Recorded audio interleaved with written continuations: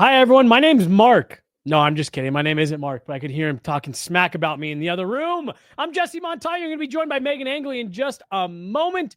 It's Guerrilla Sports Off Ice Friday edition, Game 7 edition. Why not? Screw it. We still got 24 hours till Game 7, but it can be a Game 7 edition. Want to remind you guys about our great friends over at Trusted American Mortgage. Trusted American salary-based mortgage consultants want to help you. Yeah, you, the one watching this. Lower your interest rate and get a better monthly payment. Go to trustedamerican.com right now. See how much money they can help you start saving today. Hello and welcome in. Please do not leave your luggage unattended on the station.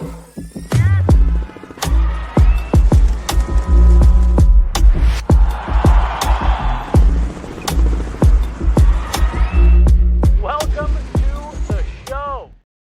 Hello, everybody. Welcome in. It's Friday. I had to teach Megan that last night that it was Friday. I guess teach isn't the right word. Update Megan that today was Friday. I didn't have to teach her what Friday was. She already knew. Jesse, next we're doing numbers. Yeah. This week was weekdays. Next week is numbers. I'm already up to 10 on my own. Colors, shapes. Yeah, she's up to 10 weekdays that she's figured out by herself. So numbers, silly. I know. Everyone knows there's only 8 days in the week. Jesse Montano, Meghan Angley, got Chloe and Mark back there behind the glass today, making all this happen. Megan, how are you doing? Game 6 was last night. We got Game 7 tomorrow. Yeah, I feel oddly good, calm. Okay. I think the nerves will really set in tomorrow morning when the reality of the day sets in. But I'm proud of what they accomplished in Game 6. I think there are a lot of valuable building blocks that have been part of the foundation throughout the whole of this series. So really, Game 6 didn't teach me anything new about the Avs. It just demonstrated where the strengths of this team definitely lie and why doing the right things repeatedly does reward them. So a lot of good feelings coming into today. Would it be an Avalanche win if Megan wasn't feeling pride? I don't think so. Did I? I don't even think I got to that word because we haven't talked about Parker Kelly yet. And that's my favorite part about it. Megan said she was proud of them and didn't even realize it. That's the best part. It's just so natural to me, you know? I know, and I love it. Megan sat down next to me in the press box yesterday. She goes, I might throw up. So the fact that you're feeling good today, I'm happy. Jesse's leaving out context. Jesse was saying crazy things like we might not have to do any our evenings might be free from now on. And I was like, that sounds terrible. And I wish you never said that. What I said was, having done this job for almost a decade now, which is crazy to me. I said, look, that's just like, I've just been broken of all my fandom. And so that's how I look at stuff last night for games that are stressful situations. I look at it and I'm like, well, I'm the real winner here because either we get to Game 7, we get to keep doing this and they're playing still and all that, or I can go to bed before 1:45 a.m. And like I said, I'm the winner in both of those scenarios. I thought you were going to give a way crazier, he's leaving out context. Jesse punched me in the stomach or something. I was waiting for some crazy off the rails thing. I was like, oh man, I'm going to have to defend myself. Really uncharacteristic of me, and I'm hurt by the notion. Oh gosh. No, but it was a fun game last night. Megan, we did talk about it. We gave our immediate reaction last night. You can find that right here on the Guerrilla Sports YouTube channel or anywhere you get your podcasts. If you want our immediate breakdown of what we saw last night, and it is going to be a little bit more of a breakdown. There's a couple points that I want to hit on from today that are kind of things stemming from last night, but not necessarily breaking down what we saw last night. We're going to give some just kind of broad stroke thoughts of what we're expecting for tomorrow, because we will have our normal playoff pregame show tomorrow where we're going to get into our key players, keys to the game, things like that. We'll do all that tomorrow, but I want to just, there's some storylines with this one, Megan. And I think our normal 30-minute show tomorrow, we won't have enough time to get into all those. So I want to make sure we unpack some of those more off the ice storylines that we're going to get into here today. We'll take a brief spin around what is happening in the league. There was potential for 4 Game 7s to be earned last night. Colorado Avalanche were the only team to come away forcing a decisive Game 7. So we've got a lot to talk about in this one. And Megan, I want to start with something that we Jared Bednar was asked about last night. I talked to Cale Makar about it when he was at the podium, and it's Gabe Landeskog. 2-point night for Gabe last night. Both assists, putting him at 4 points through his first 4 games in these playoffs, Megan. I guess before we get into the way he's impacted the games, and then we're going to talk a little bit about, I believe it was your question, him playing with Brock Nelson. I think everyone was cautiously optimistic about, could this guy come back and be a difference maker? 4 points in 4 games tells a fraction of the story of how good he has been through these first 4 games that he's played. I'm only laughing because I was digging into some other numbers earlier today for players like Cale Makar, and just off the top, the 5v5 Corsi 4 percentage, Gabriel Landeskog has one of the best at 5v5. And so much of that is just his impact with his play away from the puck. He is such a puck hound, and he comes up with pucks in retrieval, stays on top of them, and it makes the whole of his line so much more responsible. And honestly, I even see it in the impact that he's had with Nelson and Nichushkin together. Nichushkin, not a player that you typically talk about needing that kind of influence, but it's just added a little bit of hunger and compete to that line. And the reason I giggled is I switched my tabs, and so I have the lines from the series so far and some of the different numbers and some of the best Corsi 4 percentage lines, like in the top, 7, all have Landeskog on them in some form or fashion. And it's not a coincidence. There's just something about who he is as a competitor that makes a line better and elevates his teammates. And we've seen that so far with Landeskog in this series. And then the production aspect has just been this cherry on top of the he returned after 3 years of playing hockey Sunday. And the production has been because of how he plays hockey. He puts himself in the right position, and he is still establishing himself as a net front presence. And that's sort of been a key to getting to Ottinger. Obviously, last night, a couple of weird bounces sort of decide that one, but the process of being intentional about playing through the middle of the ice and earning that ice, Gabriel Landeskog does that extremely well.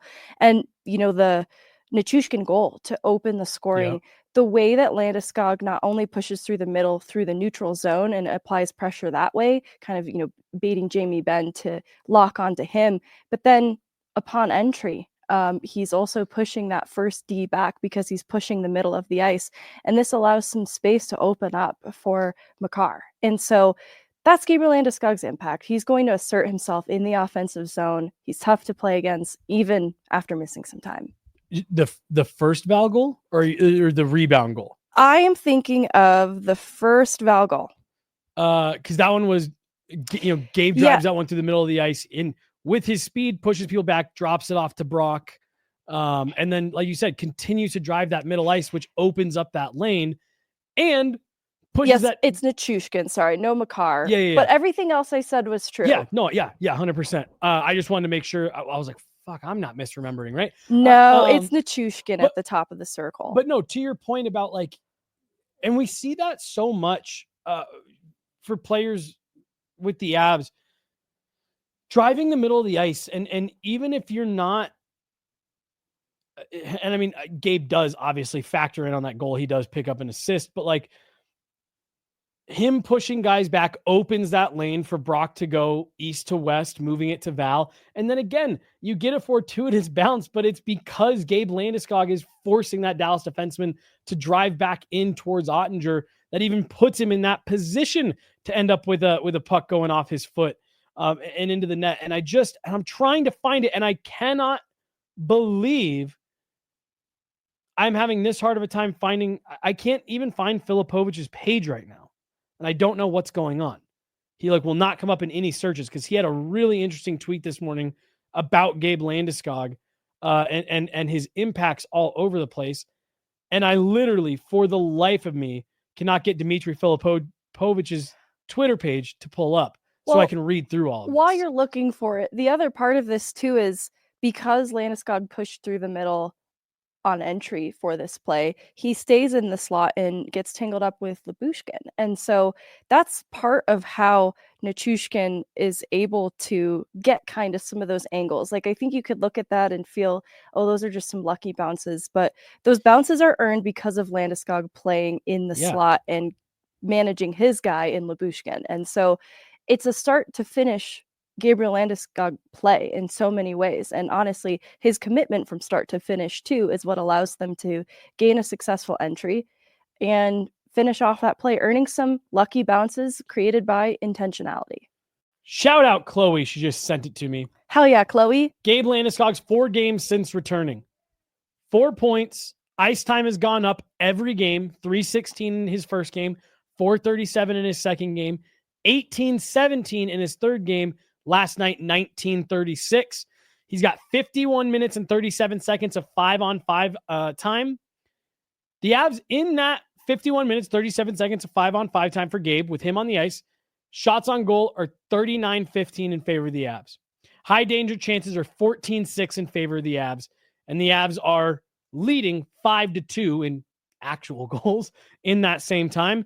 And 75% of the expected goal share slanted towards the Avs when Gabe Landeskog is on the ice. It's not just that he's been able to come back in and be an effective leader and even the things that you're talking about right there, like, doing those, it's the Avs are in control when Gabe Landeskog is on the ice. And I think that's the part that I just don't know if I saw anywhere that was going to be what happened. Yeah, you hear teammates and coach talk about his calming presence, and the way that he plays hockey doesn't feel calm, but it provides such stability. No wonder that they have such an advantage when he's on the ice. That would make me feel a lot calmer too. Totally. And just his ability to calm the room. I think this is a perfect time for them to be getting him back, especially at this level of effectiveness. Like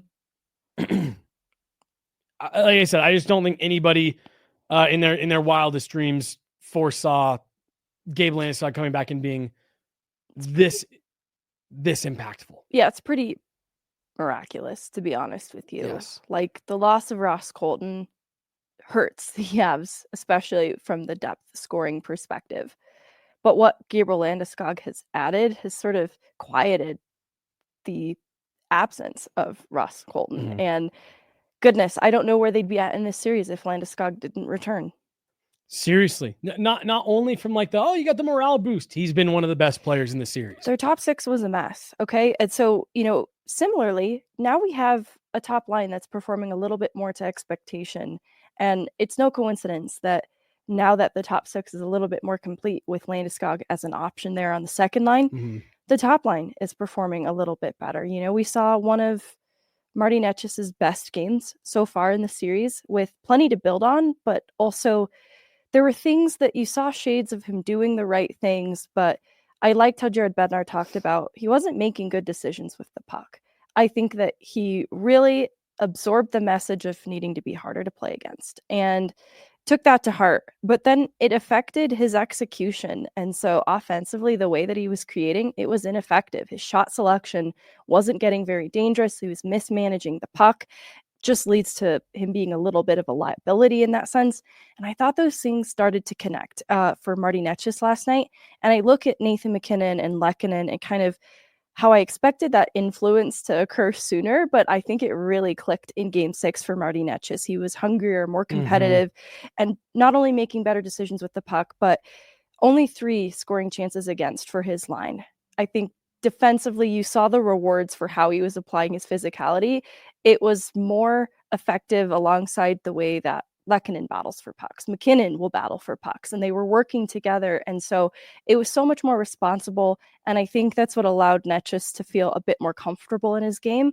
And I think, there's still moments where the execution was just a little bit off, but it's starting to connect more for him. And so I was really pleased with the night that Marty Necas had. And this was a long-winded way to say, I don't think Gabriel Landeskog plugging into the top 6, and that suddenly now you have a more effective top line is any coincidence. Yep, 100%. Megan, I've talked to a couple of players about this in the last, day or two. You and I have talked about it off camera. I think Cale Makar has gotten a little bit of a tough rap in this series undeservedly. He hasn't found the back of the net. He hasn't contributed in the way that the Avs have needed him to. At times, he hasn't fully looked like himself. maybe struggle with some of the puck touches and things like that. But I think Cale Makar has still been wildly effective in this series, especially, in certain instances. Like, I don't think it's been 6 games of him just looking terrible.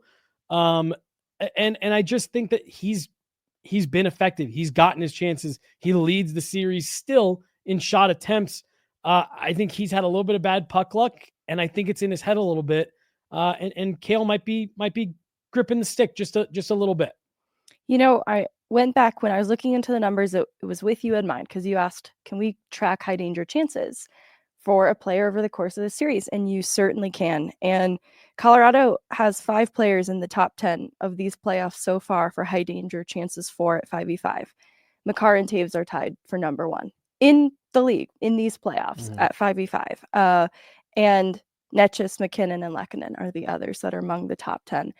That's a lot of players represented by just one team that are not just creating chances but high danger ones. Because look, Makar has missed the net a lot too, but you don't register a high danger chance for missing the net. Right. And so he's just throwing everything but the kitchen sink at the Dallas Stars, because it's clear that they have had a game plan designed to shut him down and try to take away time and space so that he is unable to walk the blue line and look for his options from the top of the ozone. And I think that the way that the Avs played last night, it was so much more effective in gaining the zone quickly that it allowed for Makar to operate from that place in the ozone and also drive to the middle, using his agility and his skating to play down the middle like that. And I think that's Cale Makar kind of breaking through some of the ways that Dallas has specifically tried to counter him. And he's been working through it all series. And so process-wise, he's been doing a lot of the right things.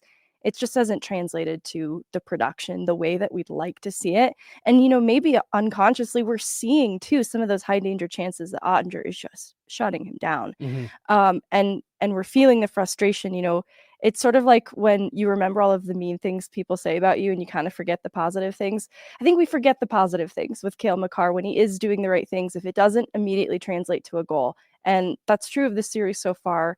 I think the last 2 games in particular, he has made such big strides forward in kind of playing the Cale Makar way, despite what Dallas, they have a say in this, certainly. And I think Cale Makar is fighting his way through that and has made huge strides the last 2 games. I'm going to play Devon Taves. It's a few minutes here, 4 or 5 minutes from Devon Taves today. He does talk about this a little bit as well, and then also just gives a little bit of insight into last night and the mindset heading into tomorrow. So this was just from Megan, about 2 hours ago, out at the airport as the Avs were boarding their flight to head to Dallas. What is the difference of your mental preparation and mindset from the way it was in Game 1 going into Game 7 now?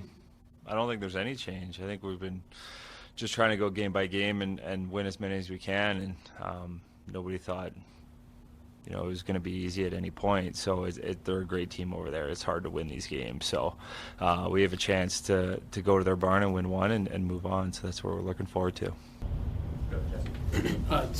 With that, Jared talked about how you guys really were facing it with like a let's get through Game 6 mentality and then shift. At what point last night do you guys shift to start thinking about Game 7, or are you at the point where it's just, no, we're just going to go in there and play, not much to think about? Yeah, we're shifting to it now. I mean, it's the next game up, and we have an opportunity to do something special and write our story. And it's hard. It's hard to win games in this league and on a regular season basis, and now to play one of the best teams in the playoffs and try to beat them in 7 is a tough task, and we're up for it and excited for it. What is the response in the third period after going down at the end of the second, having held the lead so much of that game, tell you about the resiliency of this group? Yeah, we've been talking about it, just sticking with our game and knowing that it's going to be hard. It's hard to create scoring chances at times, and then when you do create scoring chances, it's hard to score. The goalies are great, and their goalies obviously playing really well. So it's just about sticking with our process of continuing to play our game and trusting that if we get enough looks, we're going to get enough to win the game. I think 48 shots in each of the last 2 home games. How do you maintain that shot-first mentality in their barn?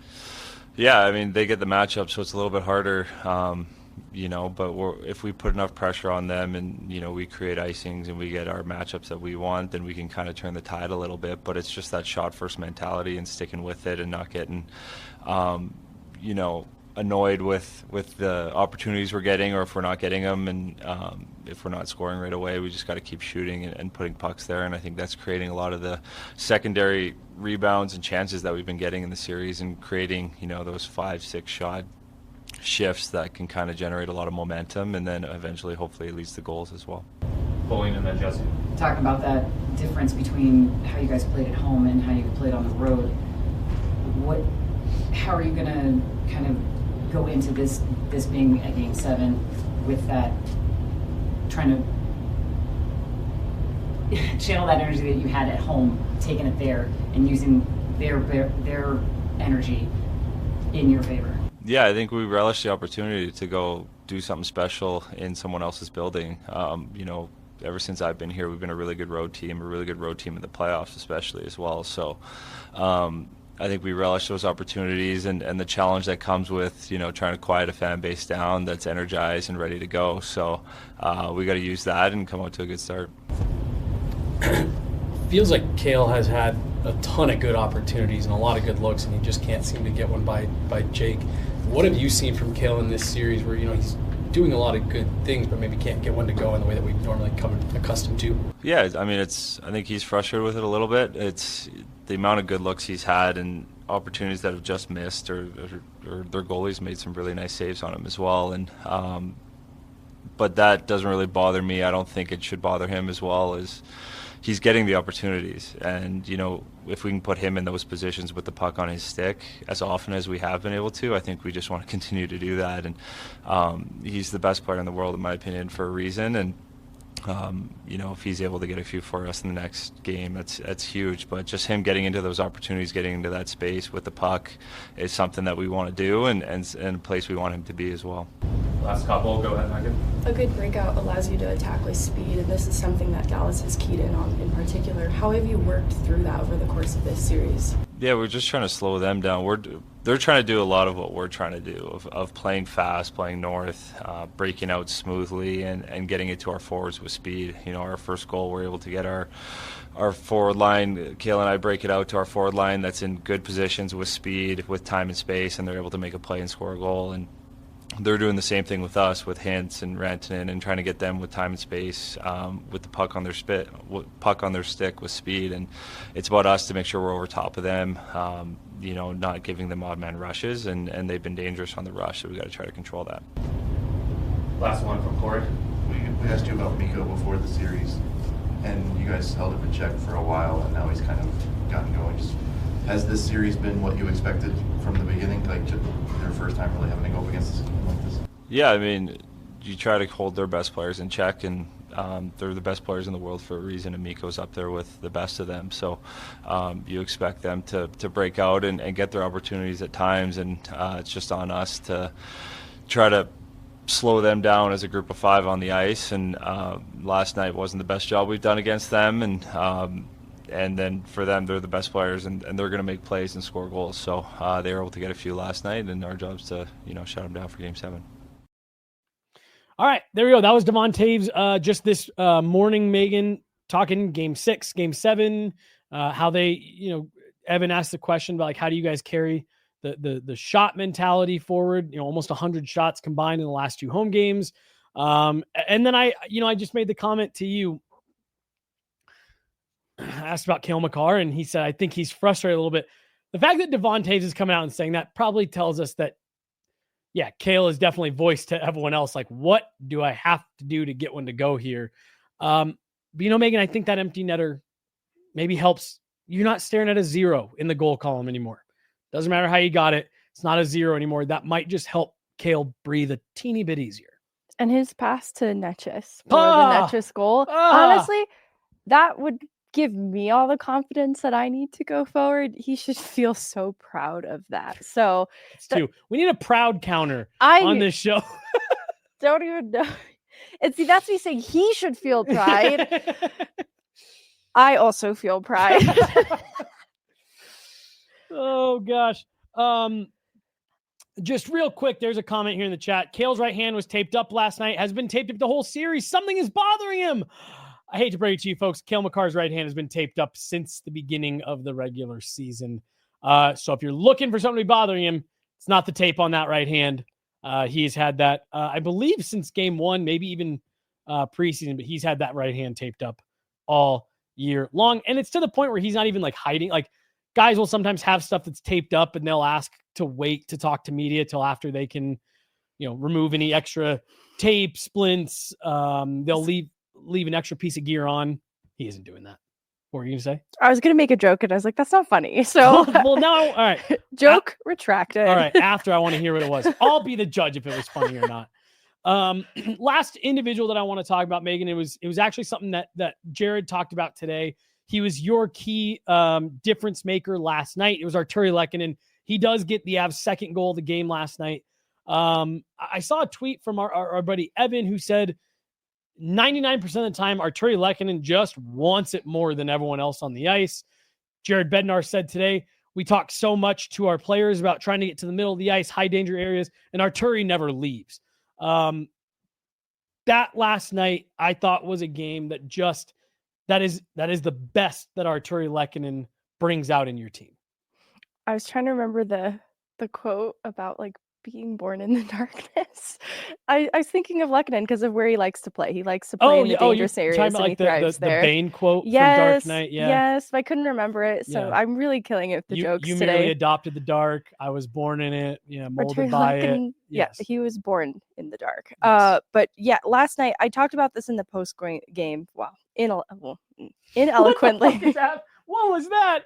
Ineloquently, but I wanted to talk about it more because he doesn't necessarily get rewarded beyond the goal, but he was one of the reasons why I felt the lucky bounces that the Avs got last night. Arrtturi Lehkonen was putting in the work to create these bounces all night, and so it just felt like it was a matter of time. They finally get rewarded for some of these chances. 8 high danger chances, 4 creates, 4 rebounds. I talked about the success of that line when I talked about Netchus and not allowing very many scoring chances against while they were on the ice. And that's Arrtturi Lehkonen in a nutshell. It's because he likes to play in the dangerous areas. And I think we should stop talking about him being bored in the darkness. Alyssa put it up. Now I just want to go home and watch Dark Knight Rises. It's a great movie. It's a great quote. It's a great quote to pull if only you watched movies. Yeah, see, that's what's the trouble here is I'm aware of the quote. I've seen the movie. Have you seen that one? Yeah. It's a great movie. Yeah. Great movie. Yeah.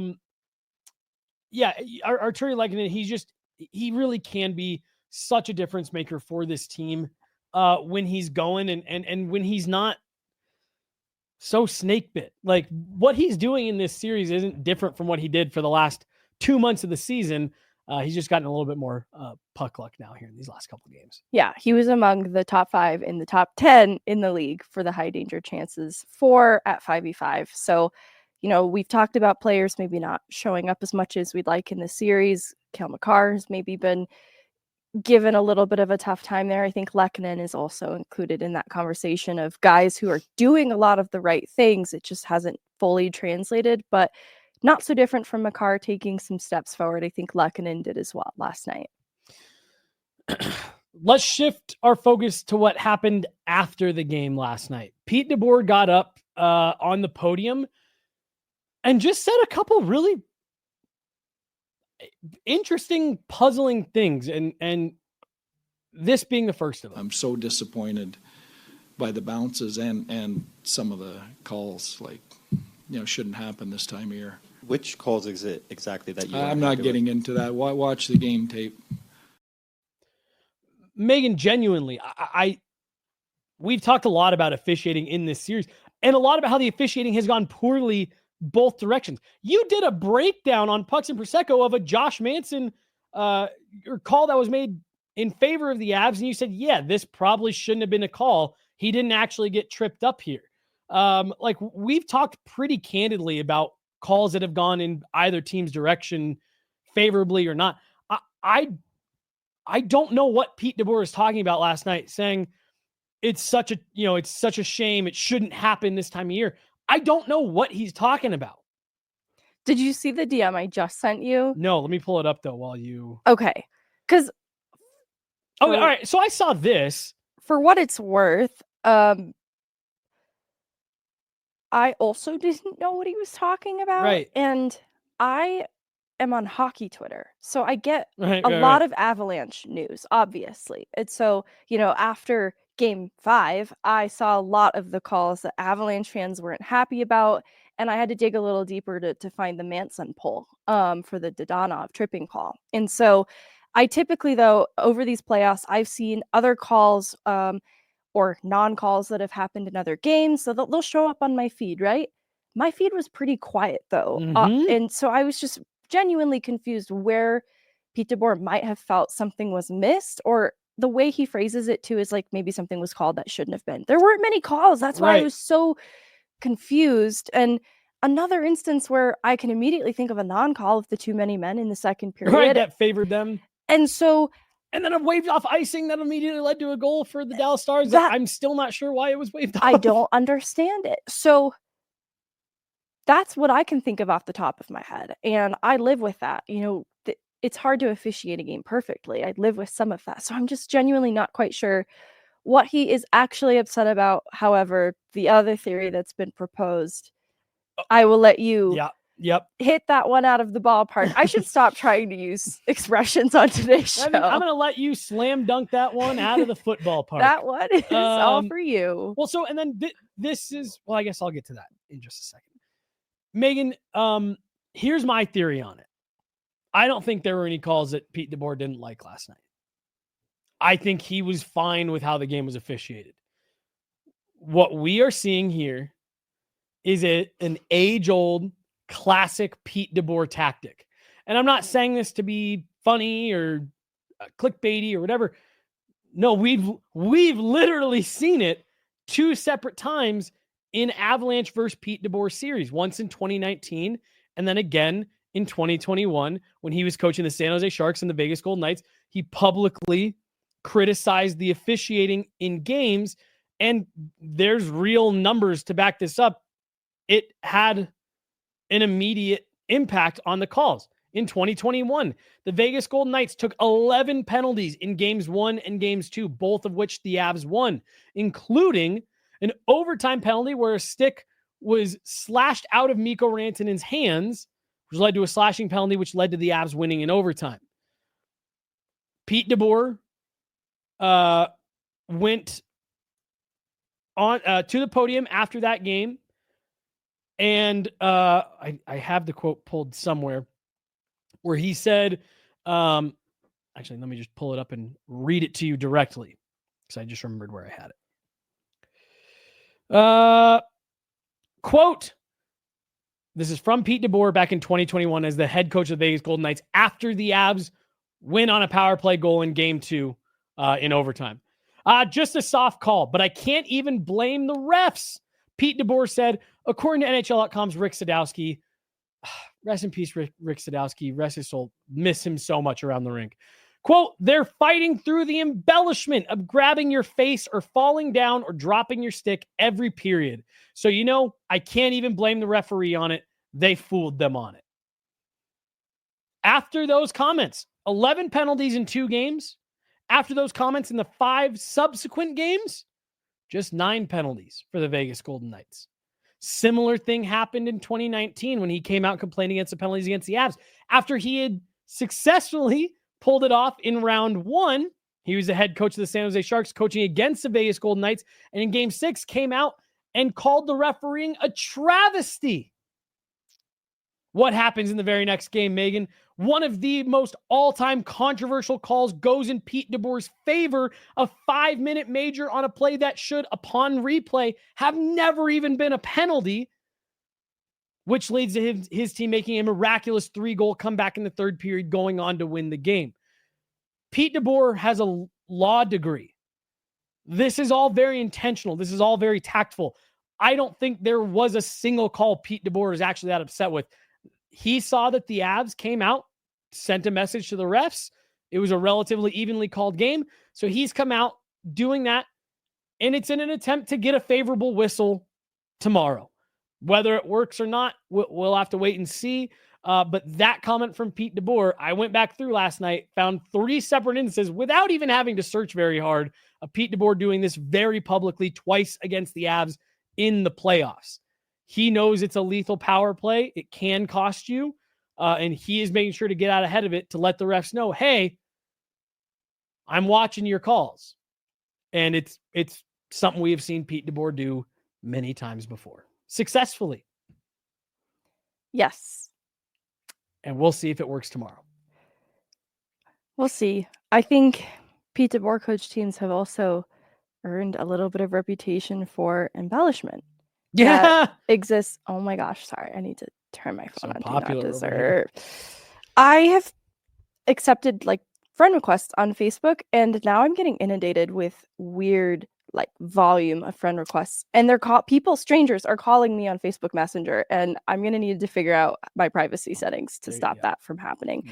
But anyways, Pete DeBoer coach teams reputation a little bit for embellishment, and so I think that both of these exist as a strategy, and I don't love it. I thought that Game 6 was the most I've seen of both these teams playing hockey. It was the best demonstration. Obviously, the weird goals aside, right?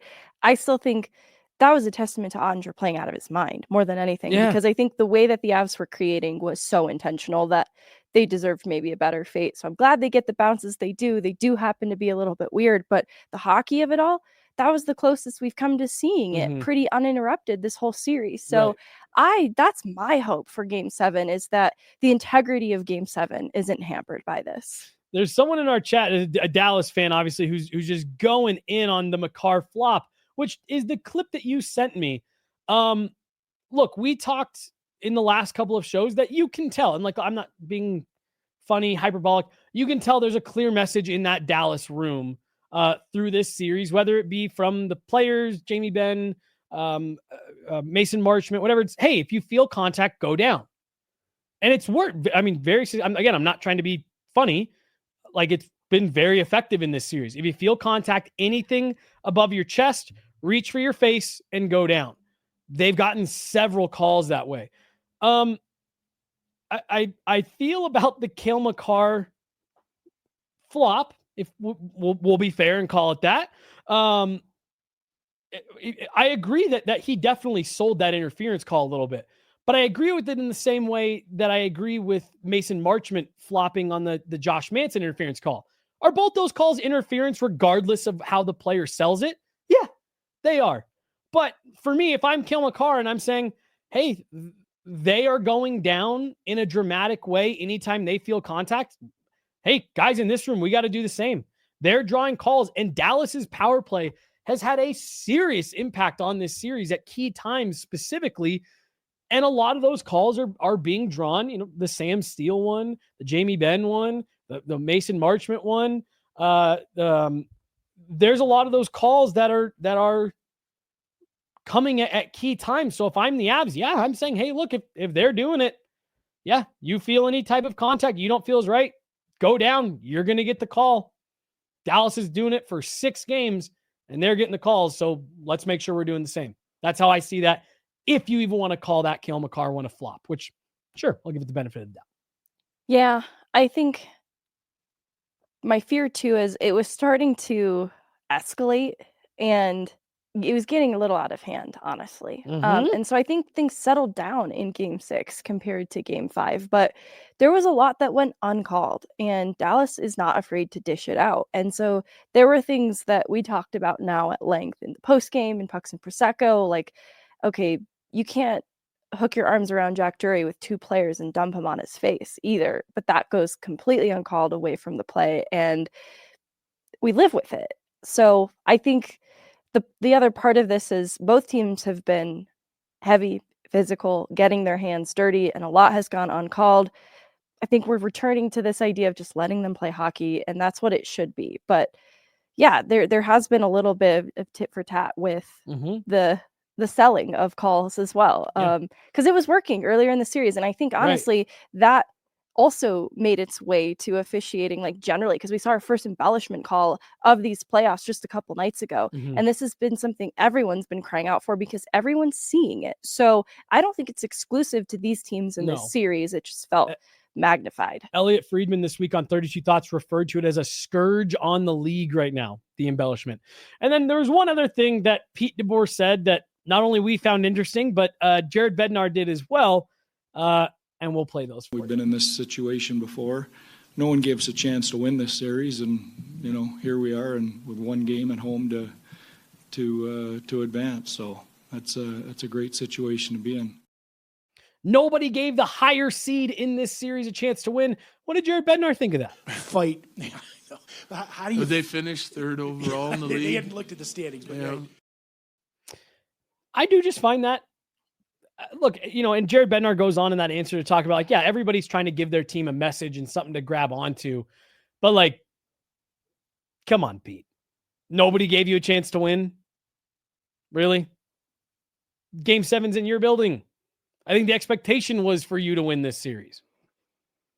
Yeah, I mean, the obvious trouble was losing Heiskanen and Robertson. Sure. And you look at the impact of Heiskanen as a playoff performer in the past, and that's a pretty significant loss. And so much of their offense, even from their top players, runs not only through Heiskanen, but also Robertson, a huge conduit for it. So I think that was where the underdog narrative was created. Mhm. And look, it kind of is insulting to their depth, though. You kind of have to pick which one, right? Are you going to throw your full backing and support behind the belief of the depth of this team then, in the absence of those two players? Or is this a two-player team? And obviously, Ottinger's played out of his mind, and they haven't gotten some of the best performances from Jamie Benn to start, right? Mikko Rantanen and Roope Hintz having the second period that they do, it really opened up this series. Game 7 is going to be fireworks as a result of this. But there are other star players maybe that haven't fully shown up in this series that I think made that narrative feel more true than it actually is. But the third in the division, 100-point team, they also kind of skidded into the off season or postseason because of how they rounded out the year. They're struggling just to get shots on net at the end of it all. And so I think maybe even mentally they felt that way for a bit, because even with a healthy Robertson, with Mikko Rantanen in the mix, the top six hadn't really clicked by the time that the season had ended. And so there was that lingering concern of, yikes, has enough time, passed for these guys to get comfortable playing with each other? Yeah. I just thought that was really funny. And again, we've heard, why is his name escaping me? The Jets head coach last year. Not there anymore. Bonus. Thank you, Rick Bonus. I think he even gave that after game 5, or maybe it was even after game 1 and they won. No one gave us a chance in this series. It's why does everyone think that suddenly everyone just default picks the Avs? I guess I just don't.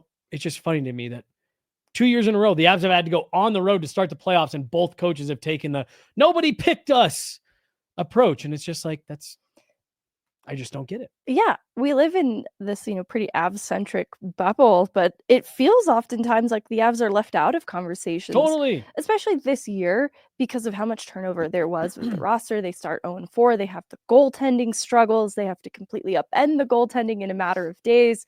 And they take a gamble on Mackenzie Blackwood, who's never even played in the playoffs before. And then you ship out one of your original core players in Mikko Rantanen, also a leader in the room, right?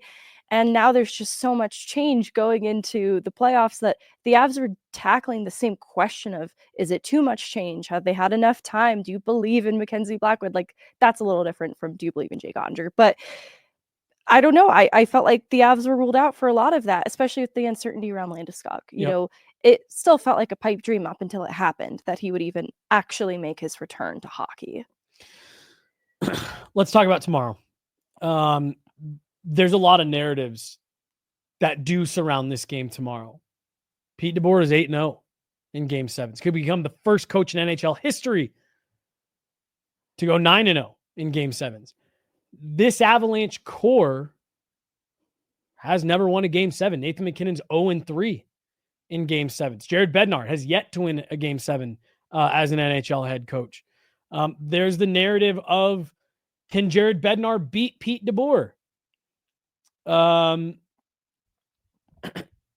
Sean Keeler, our good friend over the Denver Post, also, let us know today that if the Avs lose tomorrow, they will officially claim the record of the longest game 7 losing streak in NHL history, right now currently held by the Toronto Maple Leafs. The Avs haven't won a game 7. You have to go back to the early 2000s. there's so much that goes into this one tomorrow. What do you expect in terms of not effort? What type of game do you think we're going to get out of the Avs tomorrow? Are there going to be nerves? You think they're playing fast and loose? Hey, we kept our season alive. Nothing left for us to lose. Let's go out there and win one more game. So I like this idea that every game 7 is different. Like both DeBoer and Jared Bednar kind of said as much too. Like you can't really take a lot away from DeBoer's side of it having won game 7s and Jared Bednar's side of it not having been able to break free. Every game 7 is different. The context of the series is different. The context of the team is different. And I think that's really true and helpful for me to even process how I feel about what to expect for tomorrow, because it does feel like a clean slate between both these teams. You've got Mikko Rantanen and Roope Hintz stepping up in this last game, but Cale Makar is taking strides forward and Arrtturi Lehkonen's taking strides. Val Nichushkin. Mackenzie Blackwood had a more human game, but I think that you look at the initial Roope Hintz power play goal, that's another unlucky bounce that we're not really talking about, that Charlie Coyle accidentally pushes that into the Avs zone net. Mackenzie Blackwood makes the initial pad save, right? So this is hockey. There's just going to be weird bounces in this sport. I think Mackenzie Blackwood, especially early in game 6, was really great for them. So I have expectation that I'm seeing it come together. Like when the Avs continually do XYZ, it rewards them. And so I think they're seeing that too. The proof of concept is in how they respond even in the third period after kind of a whirlwind of a second period, right? They could have let that mentally shake them a little bit, and they just continued to power through the rest of the game by relying on the tenets of hockey that have kind of been instilled in them since training camp, truthfully. And not everyone's been here since training camp. Fair. The other narrative that could be around this game, if you want, is the Yoel Kiviranta. One of the last game set, or the last game 7 between these two teams. Yoel Kiviranta, he's on our side now, was the hero for the Dallas Stars. I believe this was your question, Megan, to Jared Bednar about a lot of what you're talking about. I just wanted to play this from today. But there's a lot of narratives going around, before this game 7, you versus Pete, his record in game 7s, this core's record in game 7s. Do you guys think about any of that, use it as motivation, or just like you've told us, if any of that stuff is in your brain that's not really? Yeah, I don't. I mean, and you know me. Like I think, like every scenario is different. It's different teams. Hey, listen, I don't need added motivation to want to beat Dallas. I just don't. I don't like to lose. And like, so I'm like, I just look back at. I mean, they beat us once in the, like it's every year is different, like I don't think our team, it's not about, what they've done in game 7, what we haven't done as an organization, me, myself as a coach, the players in there. It's about trying to advance and move on and get to where we want to go. And I mean, there's really no need to add motivation to it in the playoffs. All right. I had the wrong question clip lined up, but you follow that up with asking about what Pete DeBoer talked about. But I like, what he said there. This isn't about Pete's 8-0. We haven't won one. This is about winning the game tomorrow. And I think that's so the right mindset to have. Yeah, because you don't want to provide too much material to stress over and find yourself ruminating and obsessing. I think that's been helpful for Mackenzie Blackwood not to get too caught up in the pressure of playing for the most meaningful hockey games of his life through his career to date. I think that's kind of a hard switch up that, he deserves some credit for, that he just switched into NHL playoff goalie mode, and he's playing, every other night or so against the same team. And I imagine there's some advantages to that, playing the same team, maybe trying to account for habits and things like that, but also some challenges when you're going up a Dallas team with such a good power play. You don't escape it at that point then too, especially with how much of this series has been dictated by special teams. So I do think it's important for them to be very present for the moment of game 7. I think they understand the stakes. Like Jared Bednar said, that he doesn't really need much motivation to want to beat Dallas. I think that's true of the players too. So the narratives, I think, are more for us than they are for anything else. I do wonder if a Nathan MacKinnon does have, especially as, a player wearing a letter on this team, a little bit of that wanting to help get his team through the hurdle of a Game 7 for the first time in his career. Yeah. I imagine there's some of that. Totally. Megan, anything else? Again, we're going to have our pregame show tomorrow. Anything else on what we saw last night? What we're expecting tomorrow? Yeah, I just wanted to shout out more broadly 2 things from the Avs that they did well in Game 6. And it's not something that I've learned newly about the Avs, but there was definitely concern about how Dallas was slowing Colorado down through the neutral zone, right? Pretty effectively, especially in Game 5. Well, on the whole, Colorado did much better to defend getting back their way, and so they allowed fewer odd man rushes. Obviously, the Granlund goal, a breakaway goal, even kind of the Mikko Rantanen goal, kind of a partial breakaway. So it wasn't totally absent from their game. They got beat with speed as well in some ways, but I think that where they utilized their speed to their advantage was in the offensive zone when they forced Dallas to defend and make hard decisions about who the threat on the ice is. You split the D and you apply pressure using speed to force them to make a decision quickly. And that's where you saw Dallas was kind of prone to making mistakes. And so that's where the rise of individual performances of players like Makar, Nichushkin, Lehkonen, Brock Nelson is so important, because now you have several threats on the ice at once. And so the speed I'm talking about is the speed, honestly, on exit, right? It's getting up through the neutral zone and then on entry, and trying for a couple different ways, because I think that they relied on dumping the puck and retrieving it more in Game 5. And in Game 6, I think the Landeskog entry that we've alluded to on the Nichushkin goal is a textbook example of another way that they can game the zone that's a little bit more effective, and it requires a good route, but also speed. And the other thing was the way that they drove to the net front. And even though a couple of the bounces are weird, there's no denying that that's the formula for their success in putting pucks on Oettinger. It's not just driving to the net, but driving to the middle ice, honestly, inside home plate. I think how they're able to get inside ice too is all of it goes back to speed at the end of the day. Like Devon Toews talked about this, and it's no coincidence that the Avs were able to allow some fewer odd man rushes against and create more of their own in this game. And that just gives their players like Cale Makar more time and space to do Cale Makar things. So I think there's a lot of potential for the Avs going into Game 7 to start the game with a lot of intensity, because that's how they dictate how the game gets played. I like that Devon Toews also said that Dallas is trying to do the same things we are. And so it's not that Dallas has a better game plan and forces the Avs to play Dallas's game. It's exactly what DeBoer said. It's who gets to their game the quickest and stays there the longest. And so the Avs still have every path to dictating the way that Game 7 gets played. And it all depends on how they start, but also just sticking to these things that reward them. They don't have to abandon using their speed as a strength. Yeah. My last point on this, and I actually talked about this on the phone last night with someone after the game. What we got here in the chat: to win in 2022, the Avs had to get through the second round ghosts. Now it's time to get over Game 7s. I was telling someone, I said, look, these are moments within a playoff run that can push you where you want to go. Twice in this series, the Avs had their backs against the wall and have found a way to fight their way out. Their season was on the line last night, and they let the game start to get away from them. And they found a way to scratch and claw and get back in and extend their series for another day. This is a moment where if you can find a way to win tomorrow, and I agree with you, Megan, I think a lot of those narratives, at least publicly, are more for us.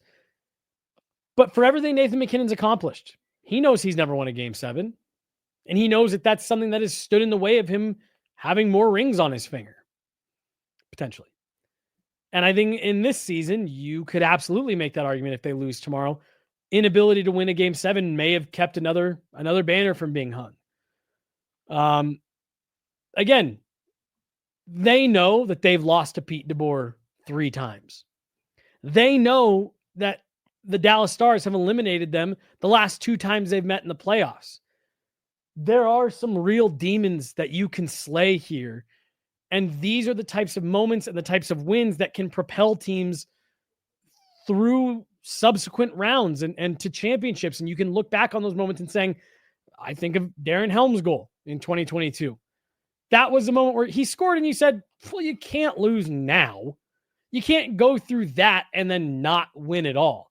And I think this could be one of those moments for this team tomorrow. And I think having Gabe Landeskog back in that room,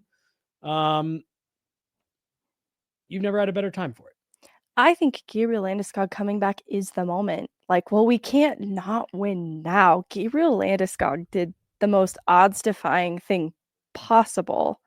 And I agree with that sentiment. I think that this can propel them further because, honestly, their path to the Cup was going to lead through Dallas in some way, right? Like, it's weird that it's happening in the first round, but this had the feel of a Western Conference final for a round one series. It's kind of ridiculous, the talent on Pierre either LeBrun side. Tweeted out saying that he saw one of the most entertaining periods of hockey that he's ever watched. And Pierre LeBrun's been covering playoff hockey professionally for 30 years.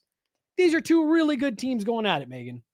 I love the shout out to Darren Helm in the chat and from you a second ago, because I said, I want my special little guy goal. And I haven't gotten it yet this series. I mean, I guess to be fair, like, the Jury to Coyle goal in game one was fun. was leading this series in Logan points O'Connor at got one a point. shorthanded goal. You know, it's not enough. I'm greedy. I want more special little guy goals because you really rally around those storylines when you reminisce their path. I mean, I don't want to get carried away, right? But gosh, it would be super fun for a special little guy. Let's just whip around the league really fast here, Megan. There were 4 games that were being played last night. All 4 of them had the potential to lead to a game 7. The Avs are the only ones that survived. Edmonton knocks off LA in what to me was the most surprising result that we've gotten so far in the first round. I thought the way that LA was built this year, the problems with Edmonton's goaltending, that this was the year that they finally get over that hump. But no, Megan, it's Edmonton beating LA for the 4th year in a row. Were you as surprised by this one as I was? Yeah, I'm bummed. I thought Darcy Kemper really could take them a bit further, and I have more belief in the construction of LA. Like, I don't know that LA would have the firepower to advance, all the way to a Stanley Cup final and win. But I thought the defensive mindset of the group and the improved goaltending would be able to expose the vulnerability in goaltending for Edmonton, because we've seen that be true in this series. So it was LA's to lose. They do lose it. So, Edmonton still has those weapons at the top of the lineup that you can't take for granted either. So I'll be curious to see how the goaltending holds up series by series. That can vary too. So we'll see what that looks like for them moving forward. A little bummed for LA though. I was kind of pulling for them. Yeah, that's tough to lose to the same team 4 years in a row in the first round. So I'm with you. It would have been nice to see them get over that hump. The other Western Conference matchup that was maybe closer than people expected going in was Vegas, Minnesota. Minnesota even leading this series at one point, 2-1. Vegas does win 3 straight games, and they are able to close it out last night. Shout out to Kirill Kaprizov, Matt Boldy. Like, they made it a more entertaining series than I think a lot of people thought it would be. And good for Marc-Andre Fleury. Gets to play his last career game in T-Mobile Arena. The house he built. Yeah, what an incredible career for Marc-Andre Fleury. And Minnesota was a team that I think started the year on a path that felt unsustainable. And so a lot of people doubted, like, oh, there's no way they can keep up with this. Then they were met with so many injuries. And so we never got to fully see what Minnesota was capable of. And I believe that there was more truth to their early season success. And so this is a team to watch in the coming years, I think. I think that Vegas is still the perennial playoff contender in how they're built, their depth. And so I think the experience of that group, the maturity of that group is ultimately what helps them to advance. But I'm excited that Minnesota I'm very proud. Just had to throw one more in before the end of the show. I'm very proud of the foot that they put forward. I think too, they're in a good place to just continue to get better because they have a lot of youth to build around. Here's my criticism. Why did you even pull Zeev Buium in at this point? like just the way they used him was like felt like a miss. It was weird. There were opportunities to get him in regular season games when the stakes were a little bit lower, and so I just think that he was not put in a situation to succeed. I also think he's a really mentally tough player. Like, he's going to be fine. It's not going to hurt the trajectory of his growth in this league. It just didn't put him in an environment to thrive. And so I think next season will be a big one for Ziv Buyam, and I hope people aren't writing him off based on the weird usage in the postseason. I'm definitely not writing him off, but there were a lot of comparisons to Cale Makar when he was coming out of school. And I do think that this just underscores, we even talked about it. Like, I think Ziv Buyam is going to be very good in this league, but don't cut short what Cale Makar was able to jump in and do immediately. And I think this just underscores, like, Ziv Buyam is going to be a very good player in the NHL for a long time. But even he had an adjustment period in a way that Cale Makar just didn't. There just really aren't other Cale Makars. Right. And that's really the only point of that. That's not even we talked about it, and we even used the like Bedard to McDavid comparison, where it's like, you might be selling short Connor McDavid in that comparison of just like how special he is. Connor Bedard's great. Connor McDavid's in a different level. And that's the same thing for me for Cale Makar. And then the one last night that I was saying in the press box, I ultimately wanted to see the Maple Leafs win the series. I got a good buddy who's from Toronto, and I know he, has suffered through that part of the fan base for his entire life. They're a team that I think, it'd be fun to see them go on something of a run here. But I wouldn't have minded seeing them sweat it out for one more game. 7, the Ottawa Senators made it interesting. They went down 3-0 in the series, won 2 straight games, and had the game tied with under 7 minutes to go last night, Megan. Max Pacioretty. We talked a lot about Gabe Landeskog getting back this year, and Pacioretty hasn't gone through the same thing, but he's gone through a lot the last couple of years. Good to see him get that one. That's a nice moment for him. Yeah, I actually had Toronto's the word. I think something's happened terrible here. I had Toronto advancing, honestly, more swiftly. I think I had that as a sweep to be a little bit edgy. So Ottawa putting up the fight that they did was impressive. And honestly, that's because it even was 3-2. It's like, then make it 7. I don't know. Like the fact that Toronto didn't get this done in 4. Well, then fine. You've earned your game 7. Make them sweat, Ottawa. But completely agree. I had Toronto coming out of the first round, no matter what. So I completely agree with that, where it's like, well, you already made it 6. We might as well get one more out of this, and you can all make it interesting. Yeah. Yeah, I'm with you. And then last one, Megan, we do have one more potential for a game 7, and it's tonight. The St. Louis Blues fighting for their lives on home ice against the Winnipeg Jets. I'll wait to talk more about Connor Hellebuyck. But this is, I'll wait. What do you think tonight? St. Louis, do they push it to 7, take it back to Winnipeg? Yes. I think they're getting Ehlers back sooner than expected, but the absence of Scheifele is a huge blow. And obviously the shakiness of goaltending with Hellebuyck not playing to their expectation has made this a really interesting series. I think the Jets are in a little bit of trouble. I think they can prevail, but I think they're in a little bit of trouble, and injury has not helped them. Connor Hellebuyck has not finished a game in St. Louis so far in this series. He's been pulled both games that were played at Enterprise Center. All eyes on him tonight, I think. Megan, got anything else before we get out of here for today? Do you see the injury list from Tampa? Yes, Victor Hedman, broken leg. That was kind of bananas. I wanted that one to go 7. Yeah. I think officiating had some small role in the overall outcome, but also I had Florida coming out of it no matter what because of how strong of a team they are. But wanted to see a little more from Tampa. It adds context to see just how much they were dealing with. Holy cow. Mm-hmm. Florida, Toronto. I don't know if Toronto can beat Brad Marchand. We'll see. That should be a fun series. That's just funny player to pluck out of Florida. Yeah. Well, the Boston tie. Like he was on. Okay. All right. Yeah. Yeah. That's it. She's Meghan Angley. I'm Jesse Montano. Real Sports Off Ice. We'll be back at it tomorrow, guys. We will have a pregame show for you before the game. We're going to have all the great postgame content, including a postgame show. We're getting a result on this series no matter what, Megan. I am so beyond over watching hockey games at American Airlines Center. The camera angles are terrible if you're watching on TV. The angles from the press box aren't much better, just the way that things are laid out.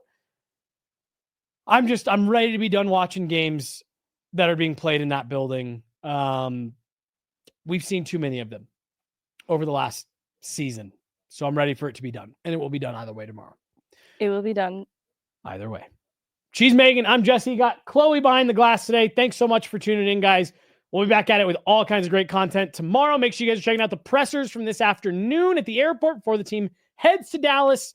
More content coming your way tomorrow. Thanks so much, everybody. Have a great weekend. Bye.